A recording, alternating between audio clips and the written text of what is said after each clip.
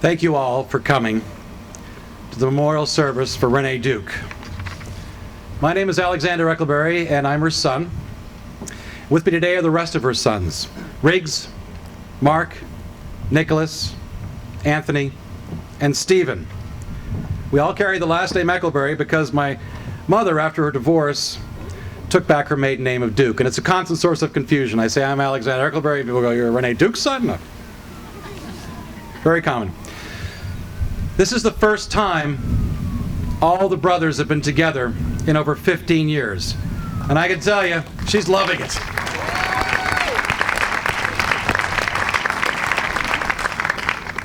Most of her grandchildren are here as well. Amanda, Sarah, Paul, Cameron, Katie, George, and McCrae. Also with me today is Renee Duke's sister, Deanne Amuson, who is coming from California. In addition, many of my mother's closest friends have joined us today in this day of remembrance and celebration of her life. It's worth noting, just as a point of reference, that occasionally we refer to our mother as Lil. This comes from a Beatles song, Rocky Raccoon, which we'll play for you later. So we often just can't help it. We say Lil, and it's my mother. She was an extraordinary woman, a great fine artist, sculptor, poet, writer, and mother. She also trained to some of the highest ecclesiastical levels of our church. She was a Class 8 in the middle of OT7. On last Sunday night, she didn't show up for dinner, as is normal. So my son Cameron and I went over to her apartment to check on her. We found her resting quite peacefully in her bed with her eyes closed, in such a way as to indicate that she was taking an afternoon nap.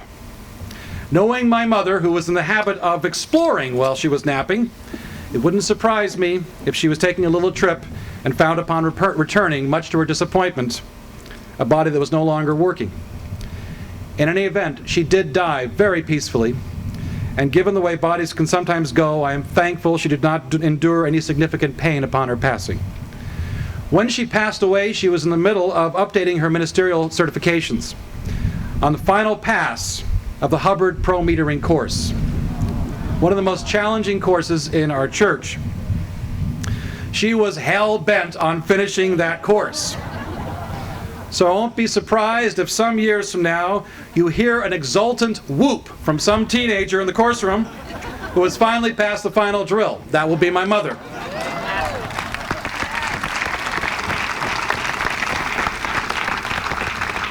We will commence with a number of speakers, followed by the service officiated by her dear friend, Reverend Irving Pywanski, a fellow Class 8. After the service is completed, we will all go inside for refreshments. The mezzanine of the restaurant is dedicated to a life tribute area of this great woman. It includes the selections of her paintings, her poetry, as well as her yet unpublished manuscript, No More Rainbows, which is a story of her life. And I do plan on getting it published in the next 6 months, so I hope you all pick up a copy. On each table inside is a picture of my mother. My children spent all day yesterday finding pictures they loved of her, printing them out, and putting them into over 40 picture frames. So there's pictures of her all over the place.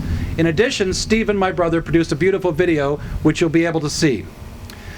As a final note, I should note that this is a Scientology service, and some of you may not be familiar with the practice of our religion. As such, you will occasionally hear Scientology terms that may be foreign to you. It's inevitable, as parishioners of our church will speak in the terminology they are familiar with. I want to emphasize to you that our religion is one of inclusion, and we welcome people from all faiths to our services. If you find yourself confused by any term or symbol, please don't hesitate to ask any one of us after for an explanation. We want you to feel included and part of this service. At this time, I would like to introduce our first speaker, Renee Duke's sister, Deanne Amuson. Deanne herself has had many parallels in her life to that of her sisters. It was also her 80th birthday yesterday. Please welcome Deanne Amuson.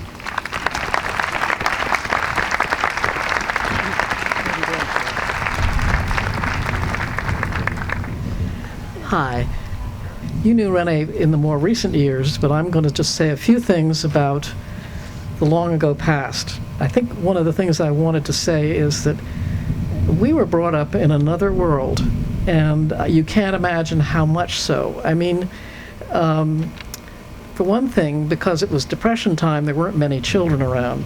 So we were very solitary. We were very much thrown upon each other. So we were very close. It was also an isolated life because we lived on, let's be honest about it, on Park Avenue with a nanny and a butler and a cook. That will prepare you for life in the 21st century, right? So,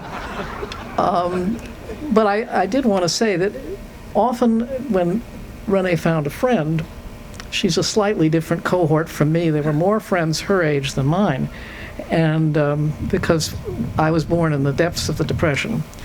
And my mother always told her to take me with her. You could think about how awful that is. You make a friend and you've got to bring the kid's sister. And this happened all the time. I've never apologized to her for that, but I would like to now. And I just want to say also that this is the most perfect setting for a remembrance of my sister, because the water, the birds, the boats, this is what we grew up on, and this is what we, it was really, it's in our blood. So I think this was a perfect place. Thank you.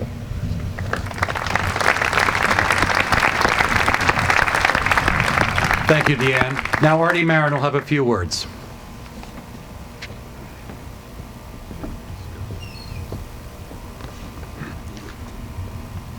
What a life. What a life lived.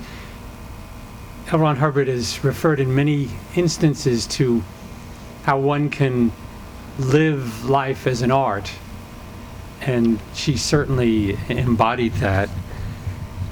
We first met somewhere in the 1960s, probably around 67 or 68, at the New York Org. And later in years, I remember one time being with her, and somebody asked me how long I was in Scientology, and I very proudly and I guess with a little twist on it, and I said, well, actually, I've been in since 1963. And to which she just kind of gently replied, well, I've been in since 1949.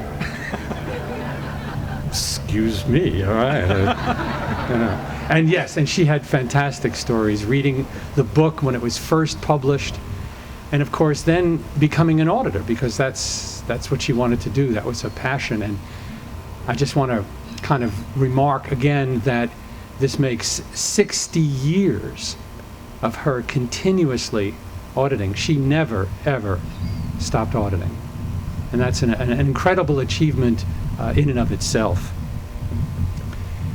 She worked as a field auditor for some of us, especially during my company when we had lots of prospects and people to be audited, and she did a fantastic job. She was also very thoughtful in so many ways, and so many people are going to have incredible incidents and instances of her thoughtfulness. Mine is so minute, but I think it carries the message.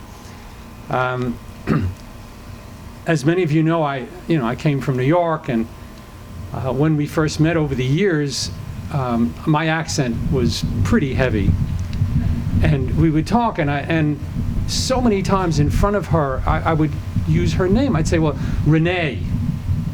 Okay? Never once did she correct me directly, but every time I heard her say her name to somebody else, it always was like, Renee. Okay? For years, I held salons where we'd have a gathering of people. Some of you here attended. And I would pick different people for each salon to represent different areas, whether it would be science or medicine or art. And by the way, I got the idea from her in the first place. And Renee was invited to every single one, because it didn't matter what congregation I tried to create. By the time I had 3 or 4 people, it would be, well, no, and I have to have Renee. As you know, she added a scintillation, an ingredient to any gathering that was remarkable. When I fell ill some years ago, she immediately volunteered, and she was at my house every day, sometimes 2 times a day, ensuring that I had a rapid recovery, and I did, and that was something I really wish to thank her for.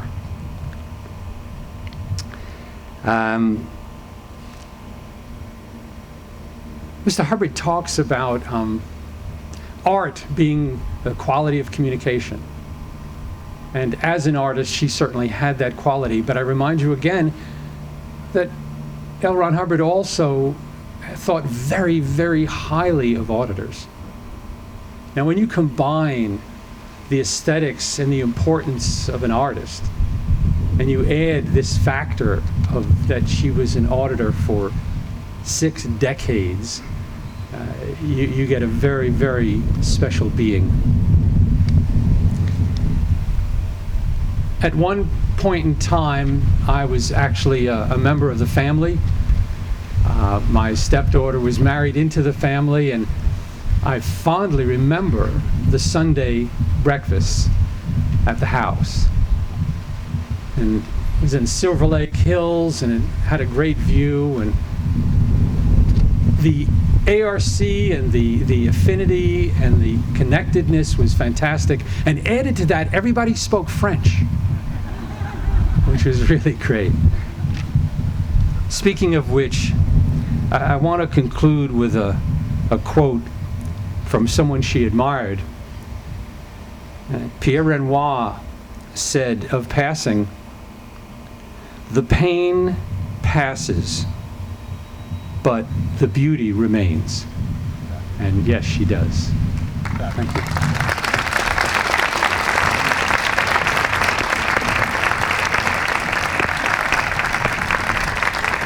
Next, I'd like to introduce her dear friend, Joe Hockman, also a fellow Class 8. Well, hi.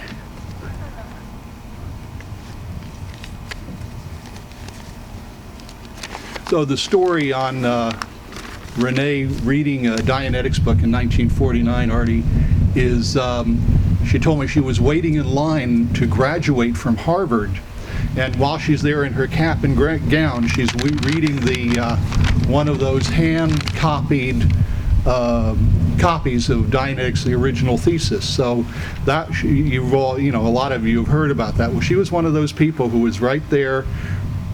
She caught on really quick. Smart lady. Okay, and she was one of those rare people, rare women to be going to Harvard in 1949. Anyway, I've read that the value of a life can be measured by how many people have had their lives bettered due to that person having lived. And as a Class 8 auditor, and many other professions, Renee helped people all over Earth. Some of us are here today. And there's a note, here we go, from a fellow named Ville Rasmussen, and I hope I'm pronouncing this correctly. Rasmussen, okay, pretty close. He wrote on the 7th of January in Denmark, "Dear Riggs, Mark, Stephen, Anthony, Nicholas, and Alexander, our sincere condolences to you and your family. Renee was one of the most remarkable persons I have met. In 1970, I was new to Scientology and new on staff at the Copenhagen organization, Henningsen Alley 68, Hellerup. Right out of the 1968 generation, I was still a long-haired hippie. One day, Renee came through the door. She introduced herself and asked if we could use her help. What an entrance!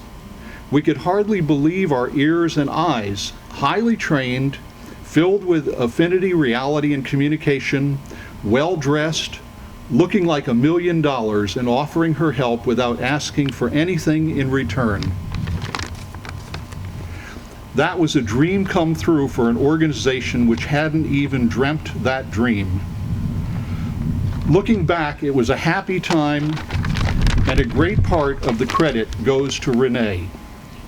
she audited, that's for those of you who are not familiar with Scientology, I mean she did the counseling of Scientology. She audited, she case supervised, she helped me as a registrar. She was everywhere, always inspiring us. Inspire is a great word, by the way, equals putting breath or spirit into. One day I asked Renee why she actually came to Copenhagen. As an answer to my question, she gave me her Go game with a board and stones and taught me how to play. Go is an old Japanese game where two players put their respective white or black stones on a board and create areas of free spaces. Looks simple, but takes much more strategy and tactics than chess. One day in the States playing Go, she had a cognition, that's a realization. She looked in the last pages of a recent print of Dianetics, the Modern Science of Mental Health, and saw that Copenhagen was the city with the most Scientology organizations in the world, equals free spaces. So she simply picked up her sons and moved to Copenhagen.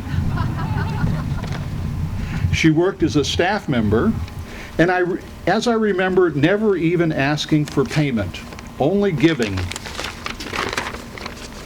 While in Copenhagen, she also did the St. Hill Special Briefing course in record time, followed by the Class 8 course. At the same time, she was doing her OT levels. Those are levels of advanced spiritual abilities, as well as taking care of what she cherished the most, you, her sons. No doubt, always talking about you with great affection, and in the organization we had the privilege of meeting you all. Being an open person without any restriction in her communication, she also established contact with artists and opinion leaders in Denmark.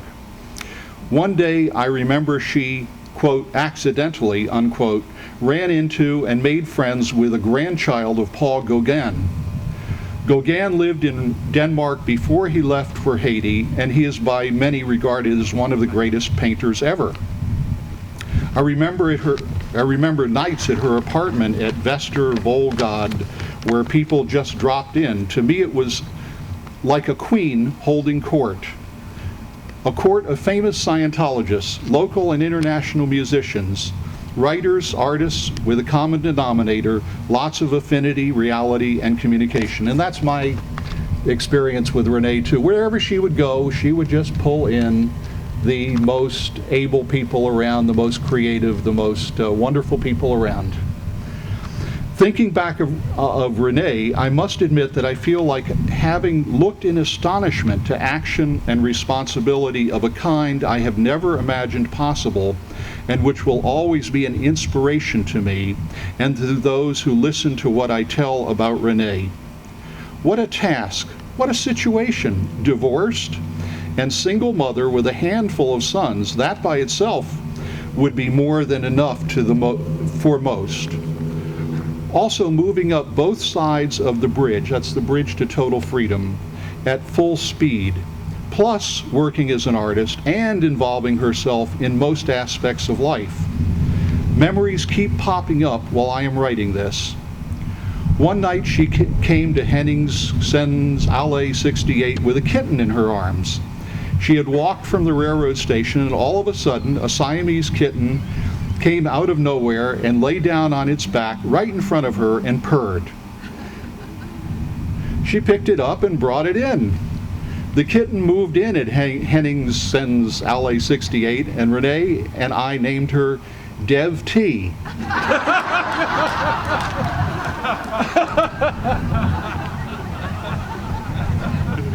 And for those of you who don't know, Dev T is a Scientology word for developed traffic. It's like something that wastes your time a bit. Named her Dev T as the kitten always slept in baskets. Okay, Copenhagen org was the only org in Europe in those days that had a telex. That might be a reason why we became the first place which received policy letters, bulletins, directives as they were issued by L. Ron Hubbard and distributed them further. We spent long times at night while the telexes came in with the newest discoveries. Renee and our executive director, Ole, shared their enthusiasm and understanding with the rest of us for all these gold nuggets. All these memories date back to the beginning of the 70s. In 1992, I paid her a visit to LA with my wife. We had a wonderful day with Renee. We enjoyed seeing her recent artwork, listening to stories of Will Durant, and we spent many hours going through the Museum of Contemporary Art. It was a great day. Since that day, I've occasionally received greetings from friends who have met Renee at Flag or in LA, and every time I look forward to meeting her again. I still look forward to that. The Go game and some wonderful paintings she gave me, unfortunately, were lost in a fire, but what cannot be lost are all the good memories of a person who, in my memory, was not just a good example, but an excellent example of how to live a life. All the best to you, Willy Rasmussen.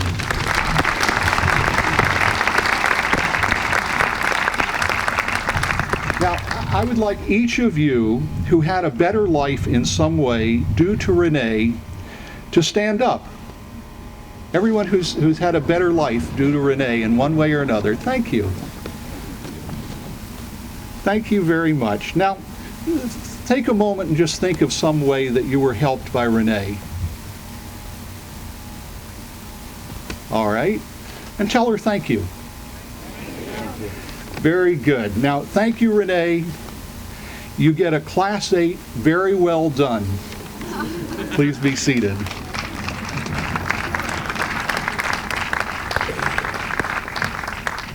We are eager to see how you write the next chapter. Thank you.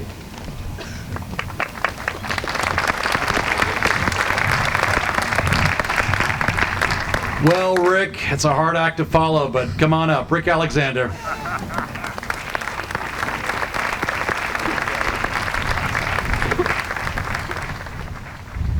Well, one thing I can say is we have the same reality of the same awesome being. I'm also Class 8, and back in those days I was on staff in New York from 66 to 76, and a lot of my auditors here I trained, and I remember meeting the Eckelberry Duke family back in 68, 69. And when I first saw her and met her, it was like, well, look at this gracious, elegant, magnificent, cultured, sophisticated woman. It's what a pleasure to have her as a Scientologist, you know, part of our group. And the only I would share with you over the 42 years that I've been a friend of hers, or had the pleasure of that, is that she rarely talked about herself. She talked about 6 boys. And was usually saying, what can we do to help Riggs or help Alex, or what are we going to do about so-and-so? And she'd go over, now this is what's going on, what can we do for this one? But it was always planning on how to make their lives better. And one way or the other, and the grandkids too. But that's what she talked about. So that's about what I will share with you. Thank you. Thank you.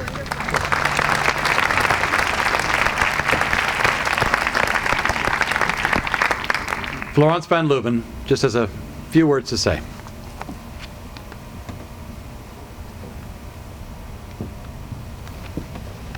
Hello.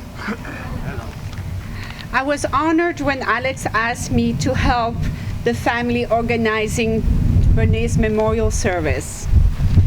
Renee was a very special person and had a very special place in our hearts. She was my first auditor. I recall our hysterical laugh during Method 1, trying to both pronounce Dutch words. Renee also delivered one of my most memorable and powerful sessions to this day. She was definitely an exceptional auditor and had a great ability to help everyone. She's also my son Joshua's godmother and our great friend. While gathering her paintings, poems, and pictures to show at this memorial service, it enabled me to rediscover her artistic accomplishments. Women traditions have been relegated for several centuries to the status of craft rather than art. But Renee, being a strong woman, produced painting, sculpture, and literary works. Her works convey such a powerful sense of elegance, joy, rejuvenation, and generosity. With her physical beauty and her unique spirit, she has created the aesthetic environment in which people live. She was outspoken and not afraid to ruffle feathers. She will speak her mind, and she had a perspective that was not like anyone else. I admire her strength, and the greatness she achieved made me gravitate towards her. She taught me many lessons, whether it be the unspoken or simple ones, such as putting bright lipstick on when you feel dull and lifeless. She told me, "You can fool anyone then," and would give me a huge smile. The being is very much alive, and without a doubt, she will remain amongst us while wearing another hat. With whatever she decides to be next, it is going to be powerful. I hope to be touched again by this special being's presence and love. And I wish you, Renee, bon voyage.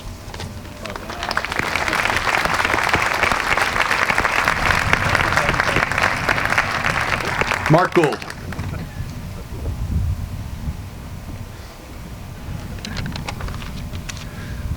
That we are all better for knowing Renee is evidenced by the attendance at this memorial, which stands good testament to her sons, their families, and all who helped organize it and speak here today. I first met Renee in New York in 1967 at the New York Org, New York Church of Scientology. We've been friends ever since. She stood godmother to my son Joshua, audited Florence, and we came to Sunday brunch with her family after their Malibu surfing. Over the past 2 years, I've had the pleasure of sitting with her most every evening outside the Coachman in the same reserved seats, same reserved table, talking about everything under the sun, moon, and stars. As a matter of fact, a few days after she passed, I was in my office, in my apartment, and I got a comm from her that was raw, elemental, powerful, and theta in its simplicity. Would you like to know what it was? This room is dirty, clean it up.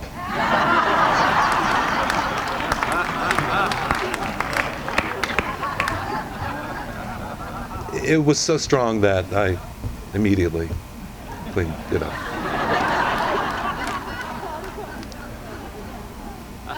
What became very real to me in those evening conversations was her deep love for and her pride in her family, and her care and love for and from her friends. Her sense of the importance of her family's history, its knowledge, its experience, that its memories not be lost like tears in rain, but remembered as legacy and guide for the future. But most especially, her love of Scientology and her absolute certainty that its application could and would handle anything and anybody. Renee had not just style, but rather an informed aesthetic, an accomplished aesthetic as a writer, painter, actor, sculptress, informed by her sensibility of knowing what is really important, and that was her determination to help others.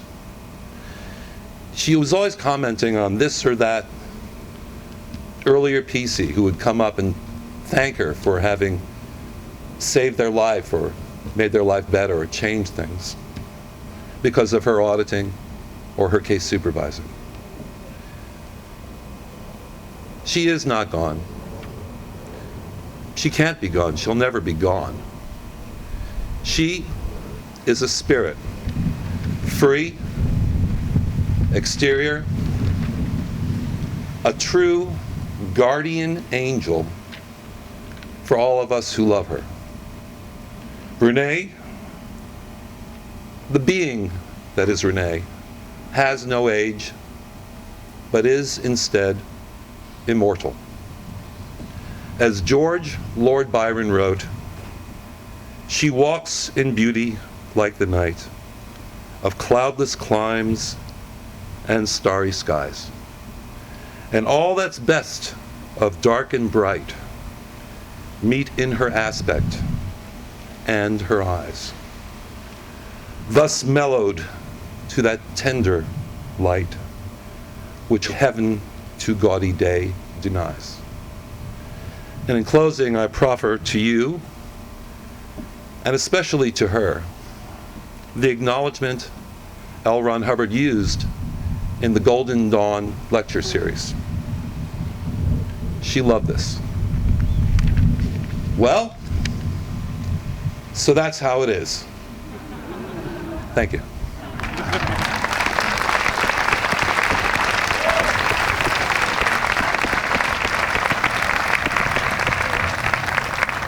All right, now the fun starts. We're going to have some family members. First, I'd like to call Riggs Eccleberry, the oldest son. Thank you, my friend.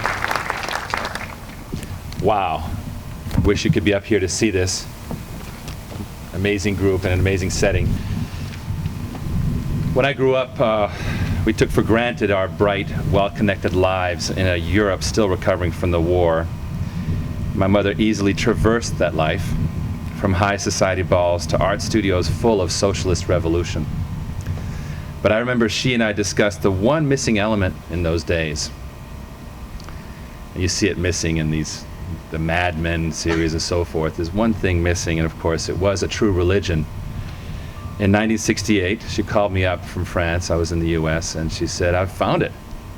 And go down to the Hotel Martinique, Herald Square, and get on course.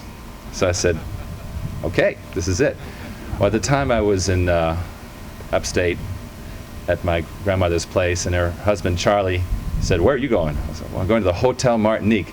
He goes, "You're not going to the Hotel Martinique. That's a seedy, rundown hotel, and it's not good. It's not safe for you." He had no idea of Scientology. This was just, he'd been around. And we were in a seedy old hotel, that's for sure. I remember being audited in the grand ballroom, very seedy. Sure enough, I waited out the summer, and that fall I went to the Hotel Martinique. But Scientology is much more established today, but it was still so fresh in 1968. People searching for the truth in India heard about Scientology in a phone call at some public phone booth in India, and they'd trek right back to St. Hill to get auditing, because that was it. My mom told me that at that time about a friend who was working back then for something called the World Plan, and it was headed by the Maharishi Mahesh Yogi. And he mentioned Scientology to the Maharishi with some contempt. And the Maharishi said, but it is the next step. So that was an interesting thing at the time to learn. There are many, many stories about Renee. And those of you who've audited solo know the special relationship you have with your case supervisor. I don't think there's any relationship quite that close, because not only are you auditing, but you're auditing yourself, and it's amazing. So many people I've spoken to over the years mention that specific special relationship that developed in the years at the Advanced Org in LA. One story that stands out for me, though, was that in 1982 we were sending people to train groups in weekend dynamic workshops all over the world. And so I gave my mom Europe. And off she went. with my brother Stephen to churches and missions that were often still tiny, living in people's homes, sometimes with money only for the next meal or train ride. Right? Yeah. On dormit sur les banquettes. And they would give a seminar to a dozen or a score of people and move on. These tiny things. That early tour, Gone and Forgotten, did much to expand Scientology in Europe in the 30 years that have come since.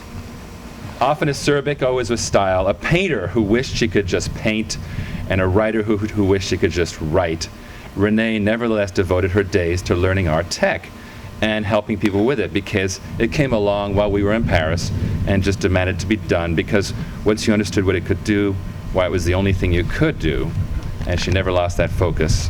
For that, I'm forever grateful. Recently, a friend called her Scientology's Auntie Mame. In her own special way, I like to think of her as our own bright and shining Joan of Arc. Thank you.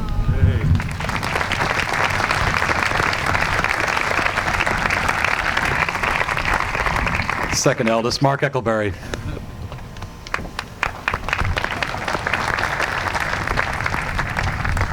I'm not from Florida, but is this normal, this wind picking up as we start talking? It's your mother. Oh boy. She's trying to get the surf to go. Oh boy. Okay. It's quite moving to see how many friends my mother had. As parents get older, we get to complain of the disappearing act our children perform, or wonder at times where everyone went. Well, I think that thought can be laid to rest today. Renee cared deeply about everyone she encountered, and that, of course, made her the great auditor she was. But God forbid you ever mess with her sons. She was a lioness, fiercely protective of her cubs, and no one, I mean no one, would escape her wrath. As some of you may know, Renee was a painter. In fact, her true passion was painting, and she produced numerous canvases that attest to her immense talent. In the 60s, while we were living in Paris, she studied at the Beaux-Arts Institute and would at times be entertained with quite a colorful cast of characters coming through our apartment. I mean, combine the bohemian nature of painters in Paris in the 60s. You get the picture. On one such occasion, she announced to us that a great artist was coming. I think this is going to fall down. Let me put it up here. Thank you, Lil. She mentioned that a great artist was coming, a man by the name of Salvador Dali. I had a vague idea who he was, and was suitably impressed. This was quite an event for my mother. After all, she was showing her art and having her favorite artists and friends over. You know, it was heaven. Undoubtedly, there must have been a few opportunists hanging out in the salon of what they thought was the rich American socialite, but on and all, they adored Renee and thought very highly of her work. It was past our bedtime, but she did want us to meet Salvador. He did not have the kindest of dispositions, so we were told to make ourselves presentable, albeit in my case, in pajamas, but they were very nice pajamas. The party was in full swing, lots of laughter, music, wine. Needless to say, I was a little nervous. Riggs and Nicholas, maybe Anthony, I'm not sure if you were there. I somewhat timidly make my entrance in the huge living room of our apartment on the Palais Royal, probably standing there looking a little lost. My mother sees us and belts out, "Salvador, meet my children." The room goes quiet. He turns, looks at us matter-of-factly, and states, "I don't like children. I would like them to leave. Now." If you had thrown a sledgehammer at my mother, or the rest of the room for that matter, the effect would have been the same. However, this man did not know who he was dealing with. This was Renee Duke. I knew it was coming. This was my mom. And frankly, it got very noisy, and I don't recall the exact words, but that was the end of Mr. Dali's visit with us. He was promptly shown the door along with...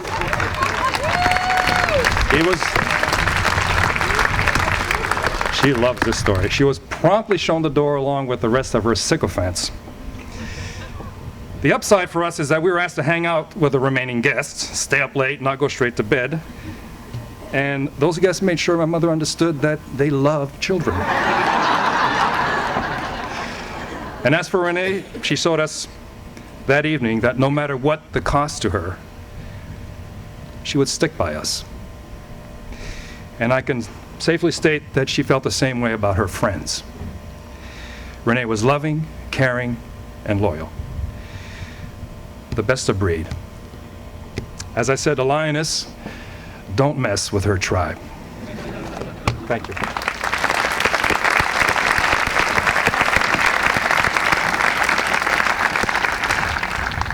Sarah Eckleberry.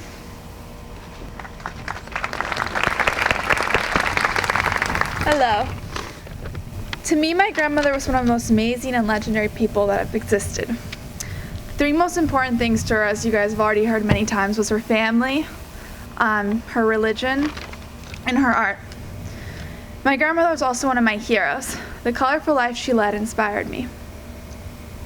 I once asked her how she accomplished such a life, and she said, "I just decided didn't want to have a boring life." With that said, I hope to lead a life full of stories and accomplishments just as my grandmother did. She has left her mark on the world and will be dearly missed. I love you and come back soon.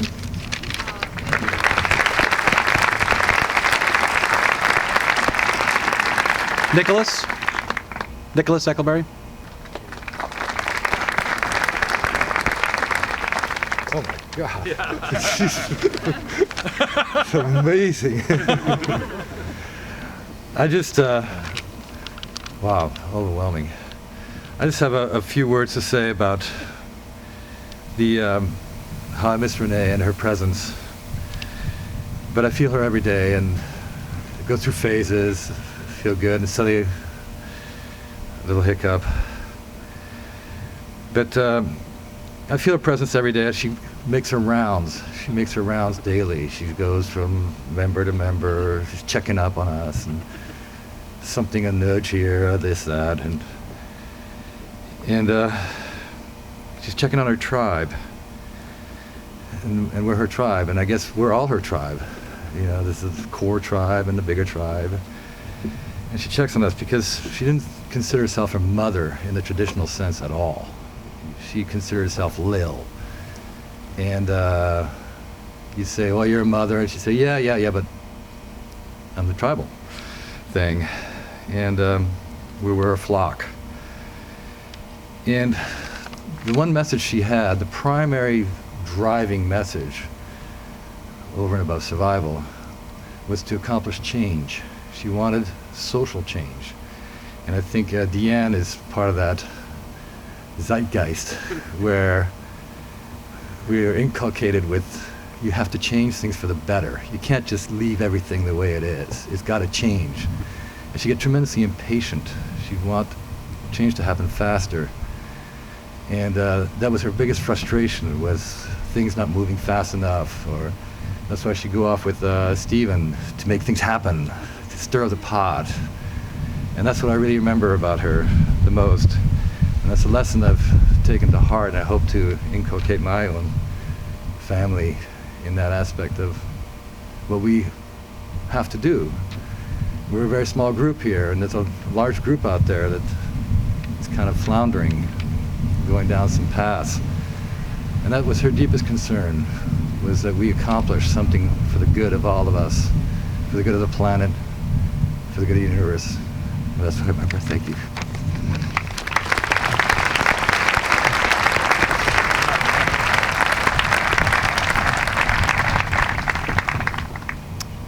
Stephen.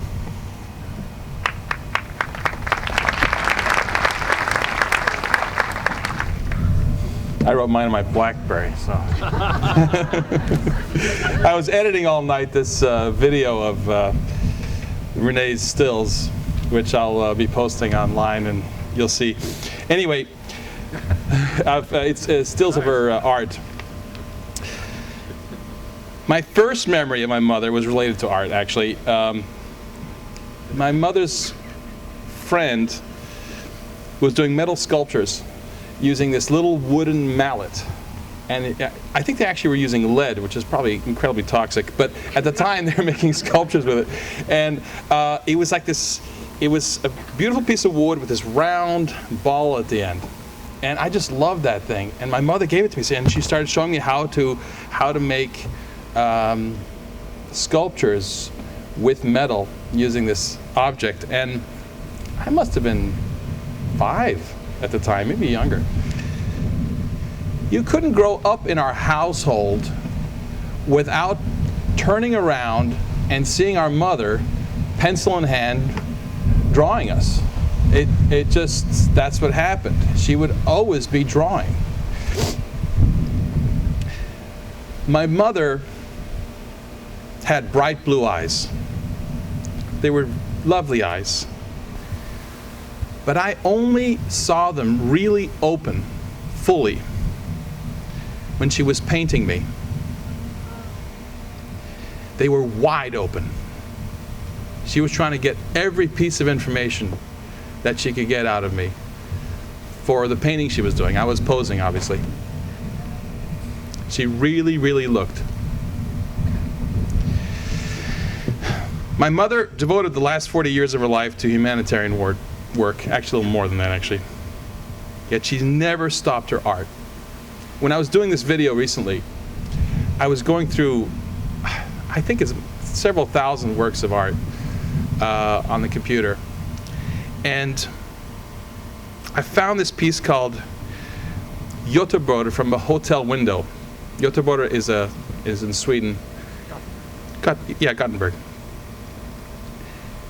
And that was astonishing to me. Astonishing because I knew when I was taken.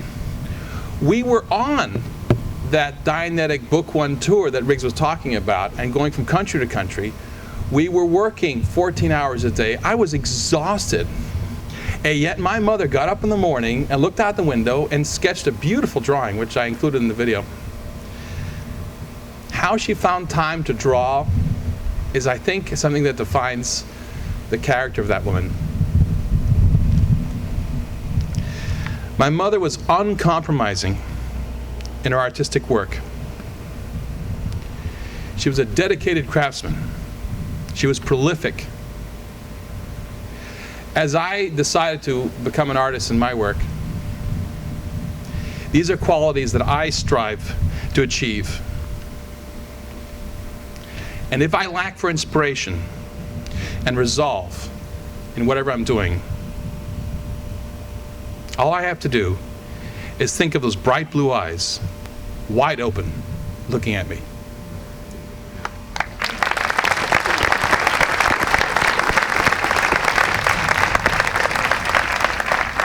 I think I have all the family members that want to speak. LD Sledge has a poem he'd like to read. LD.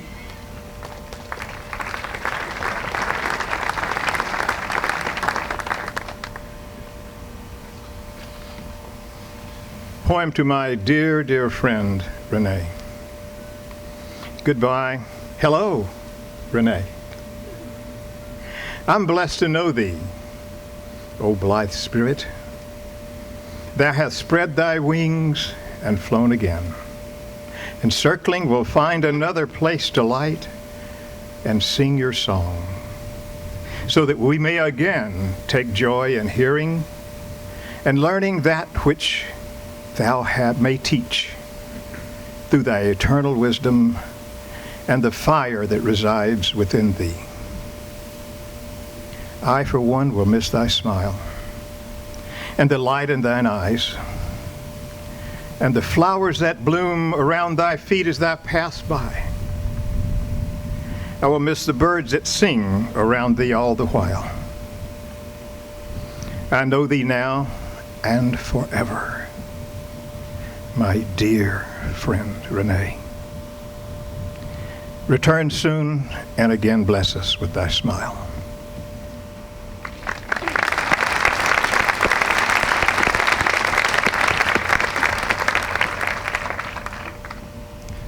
Last Sunday evening, my son and I found my mother, as I told you earlier, and I was very, very lucky to have Cameron with me. He's an interned Class 4 flag-trained auditor who took on the example of my mother, and if it hadn't been for his TRs, I was going to be in trouble. He dialed the phone for me because I couldn't. I'm very proud of my son, and he wrote a poem about that night and his impressions, and I would like him to share it with you.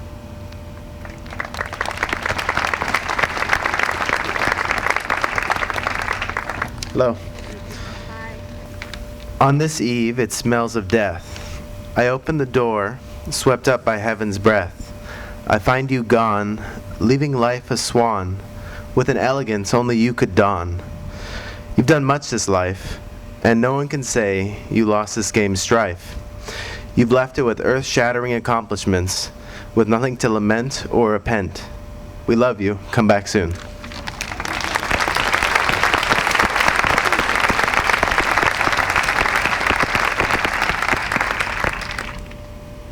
We're going to play Ave Maria, and then Irving Pawanski is going to officiate the service.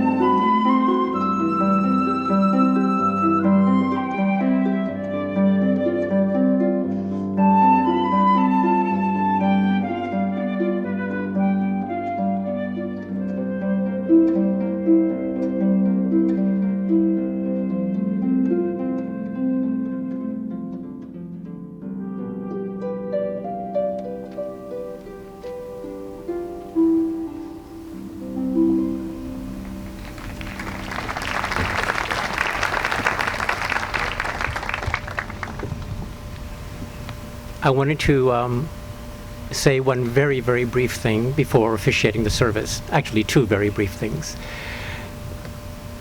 One of them is that Renee's different hats in life and beingnesses in life that we heard about today at length, that for me, what has been most meaningful since 1969, when I was supervising in the academy at the New York Org, and she walked in, her family was there as well, is that through all these years, she has always considered me and always introduced me as a friend, which has meant the world to me. In addition to any other relationship we had as tech terminals and what have you, she considered me, as all of you, a friend. So I want to thank you, Renee, for that, from my heart.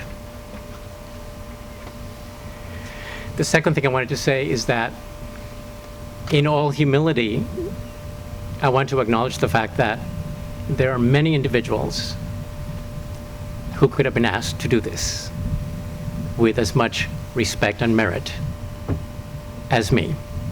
So please do not for a moment think that I am in some exceptional place in that regard. But I do want to thank the family and Renee for this honor. We'll start. Our loss is gain in other times. Our hopes on future bent must then depend on incidents like these. For bodies wear, and in the fine grist mill of time, are spent in service such as yours. And go our time by smallest time into the yesterday, wherein began the conquest of eternity. What did we know when yesterday we wept? What grip upon us had our ignorance, that we in our conceit did feel that all of us were mortal here, and lives once led were spent and wasted on our selfish selves. How narrow such a scope to feel that we should be eternally the goal of all the toil, all the wretchedness from birth to death, and like a play, the curtain dropped and left an empty stage.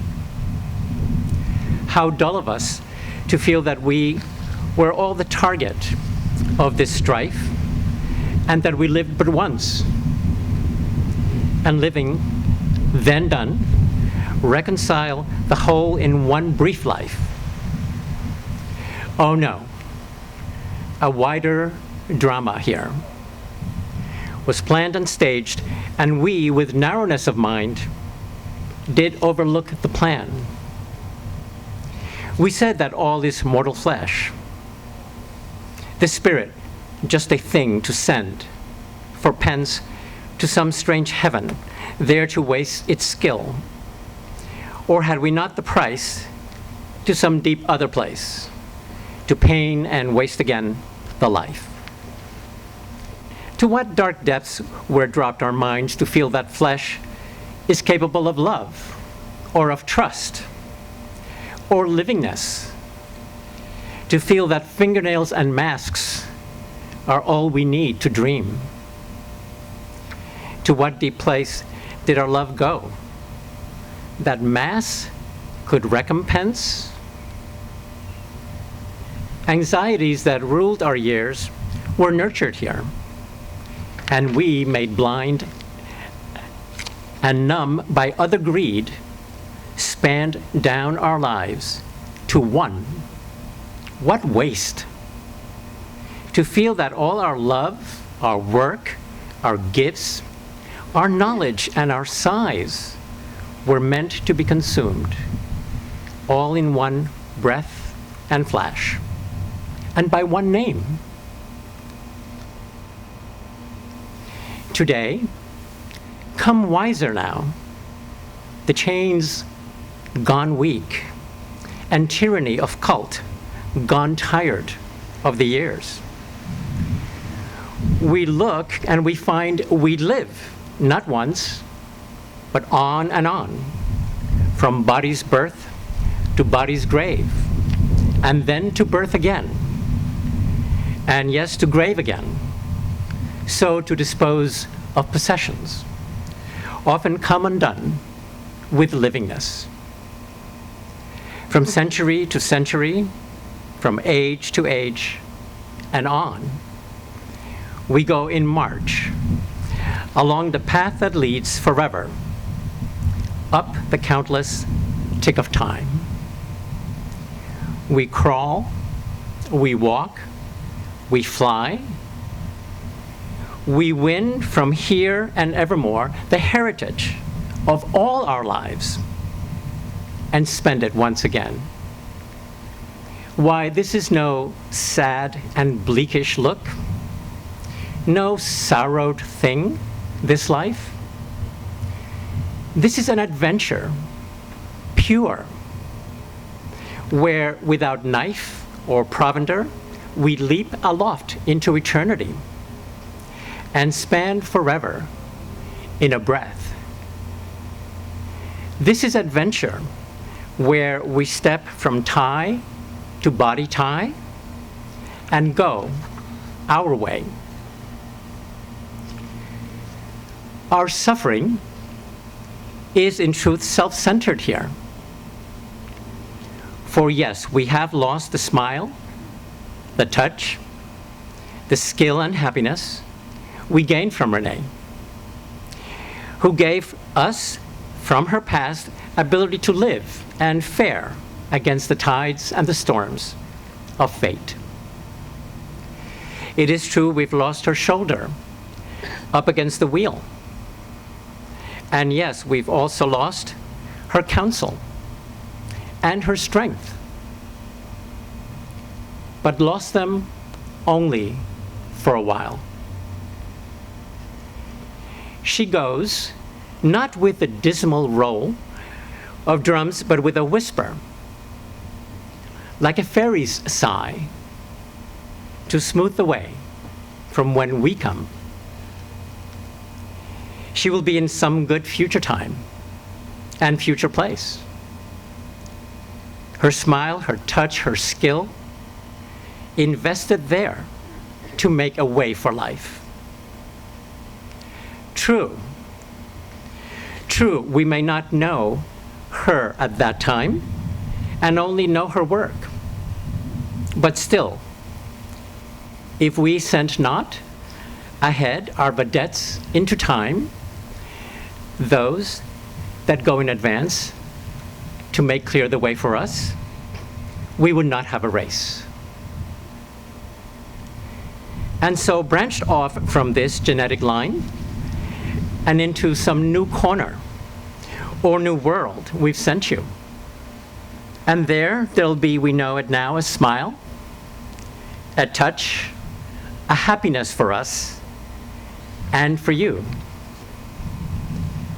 And so it turns, the day, the year, the age. And so we go with banners furled and quietly upon our way.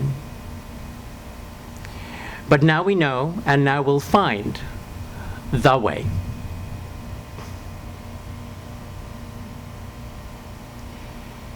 Into the dark has come the light. Into tomorrow enters night. Into life our spirits soar, conquering ever wisdom's store. We do not tremble, faced with death. We know that living is not breath. prevail. Go, Renee, and take the life that offers now, and live in good expectancy that we will do our part. Go, Renee, you can control that which you must. Our loss is gain in wisdom and in skill to future dates and other smiles.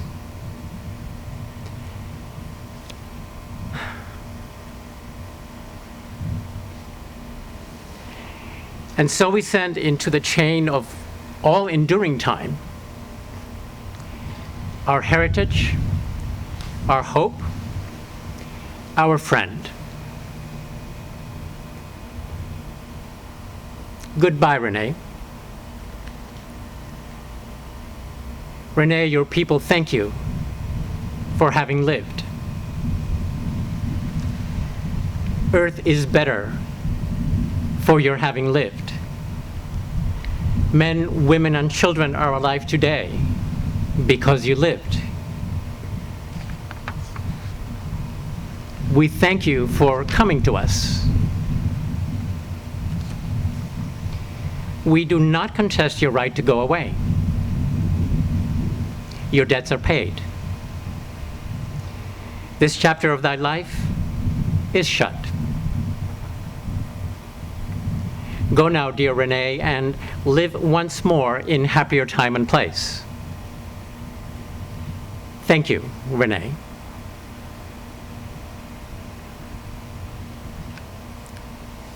All now here, please lift up your eyes and say to her, goodbye. Goodbye. Goodbye, our dear Renee. Goodbye. We will miss you, you know.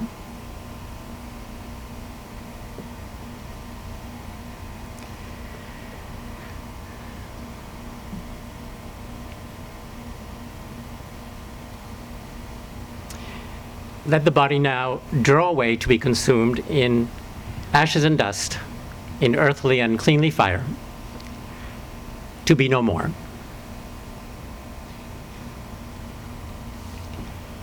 And that is done.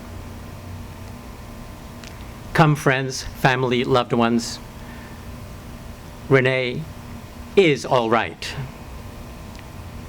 We have our work to do, and she has hers. She will be welcome there. To man. Thank you.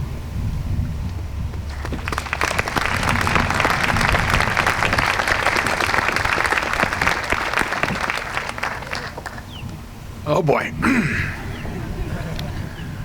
I am a graduate of the Professional TRs course, and I am not going to get a flunk on this. Thank you, Irving. It's beautiful service. Today you've heard a bit about this wonderful woman, and she was an extraordinary woman. I came into this world, I knew I hit the jackpot.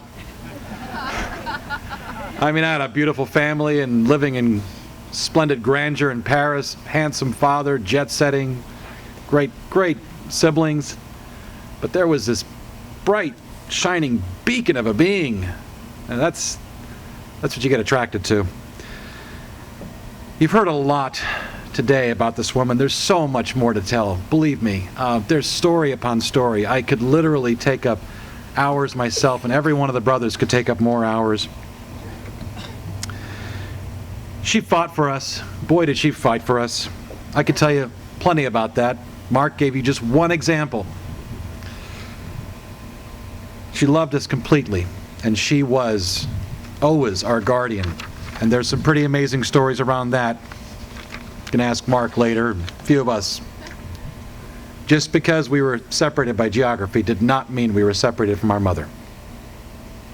But she was not only a fighter for the family, she was a fighter for her friends, for the arts, for the humanities, and for mankind's betterment. Perhaps in another lifetime she may have fought with a bow or sword, or a knife for matters of honor, or the pursuit of other goals. But in this one, she fought for others with new tools, the tools of the Scientology healing practices. She wished everyone to be free of the pains of the past, to see life in a new light, to no longer encumbered by the leaden weights that we attach to ourselves. It would be trite to say that she always fought for those less fortunate for herself. She did. She fought for everyone, though. She fought for the aims of our church, which are, to quote L. Ron Hubbard, a civilization without insanity, without criminals, and without war, where the able can prosper and honest beings can have rights, where man is free to rise to greater heights.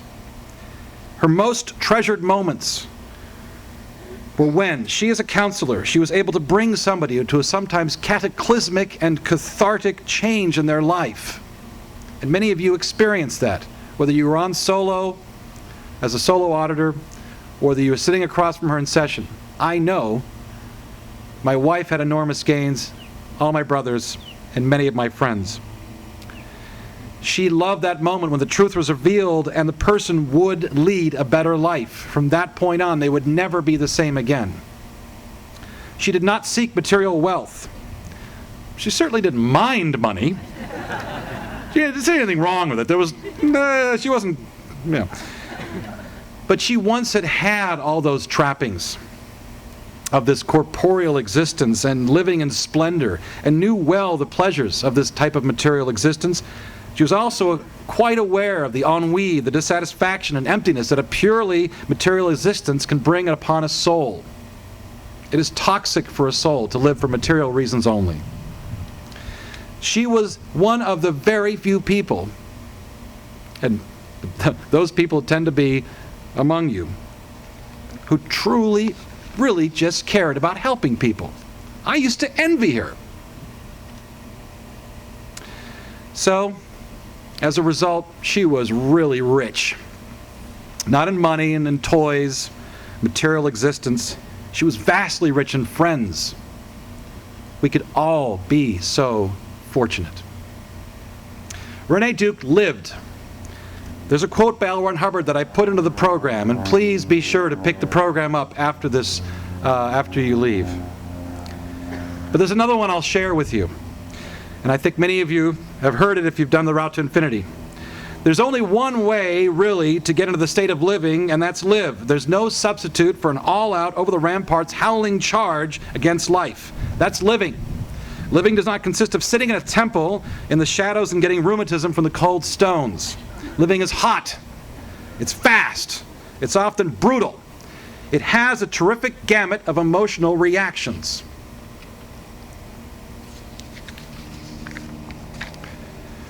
One thing some may know about my mother is that she loved the rugged.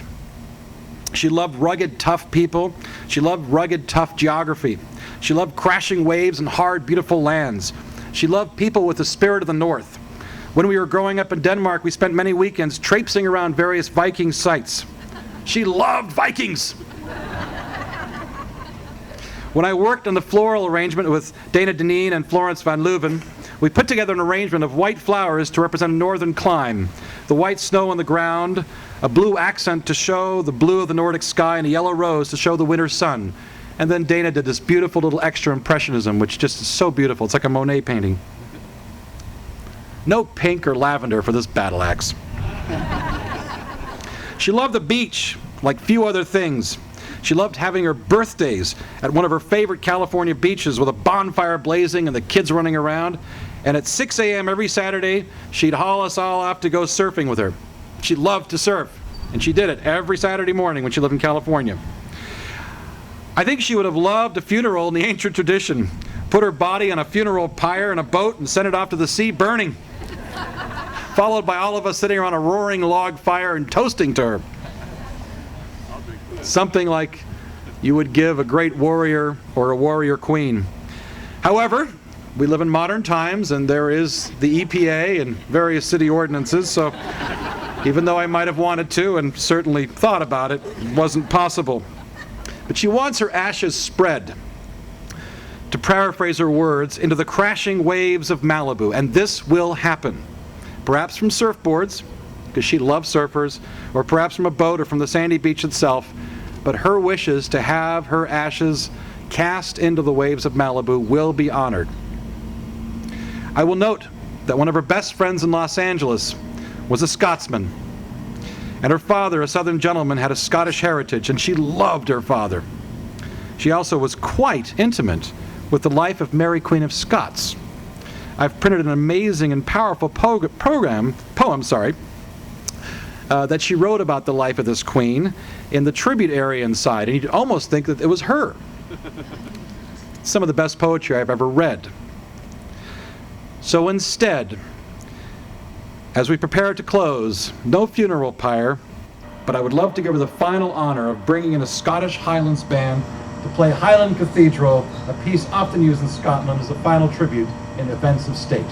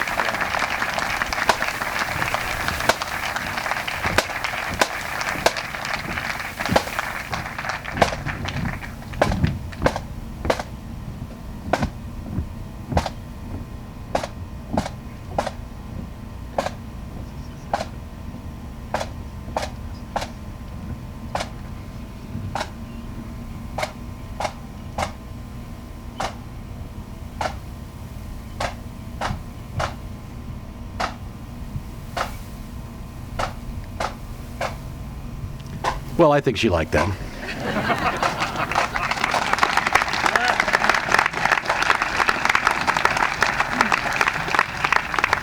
We're now coming to the end of the service. Just a couple of points. There will be music playing inside. We've selected this music to highlight parts of her life. She was dear friends with Chick Corea and Carlos Antonio Jobim, and we have music of theirs playing. She loved listening to the Spice Girls with the granddaughters and dancing to it, so we have that too. My brother Stephen has also put together an amazing video and many pictures of her life. It's playing on the large screen in there. I want to say that I genuinely appreciate it. We got seating for 180 people just in the lower deck. So we had, I think, over 250 people at this event. It's extraordinary, and I genuinely thank you all for coming. We have a receiving line inside for the family, and you'll be able to say your goodbyes to the family as well. They're not going. They're going back to California. I also want to thank Florence Van Leuven and Kate Sweet and the other volunteers who helped out. Just so wonderful to have your help in the last minutes. This was a very difficult thing to put together in a very, very short period of time. So goodbye, Renee, and I miss you like hell, and we'll all miss you like hell, and I can't wait to see you again in your new incarnation. And thank you all for coming. And this finally concludes the service for Renee Duke. Thank you.